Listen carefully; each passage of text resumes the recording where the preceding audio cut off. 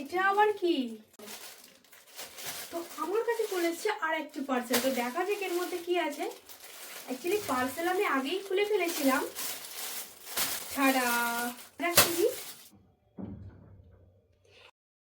দেখুন, আমি ঘড়ি পরেছি, এর ওপরেই আমি গ্লাভসটা পরে নিলাম। তাহলে দেখুন আমার ওয়াটারপ্রুফ হয়ে গেল। এইগুলো হচ্ছে আপনি যখন আপনার সুন্দর সুন্দর হাতগুলো দিয়ে বাসন মাজবেন, যাতে আপনার হাতগুলো কোনো রকম ভাবে হার্ম না হয়, সেই জন্যই এই গ্লাভসগুলো আমাকে আমার বরমশাই এনে দিয়েছে।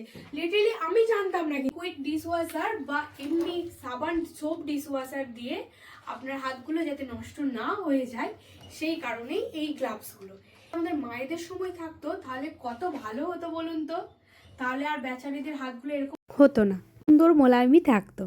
এবারে টেস্ট করার পালা। তো প্রথমেই আমি গ্লাভসগুলো পরে নিলাম। গ্লাভসের মধ্যে আমি একটু ডিশওয়াশার নিয়ে নিলাম, দিয়ে ভালো করে ধোয়ার চেষ্টা করছিলাম বাসনগুলো। দেখলাম ভালো করে ধোয়া হচ্ছে না। আমি ভিডিওতে দেখেছিলাম এভাবে হাতটা ঘষে নিতে হবে, দেখলাম কোনো কাজ নেই, সেই জন্য আমি স্কচ ব্রাইট দিয়ে বাসনগুলো ধুলাম।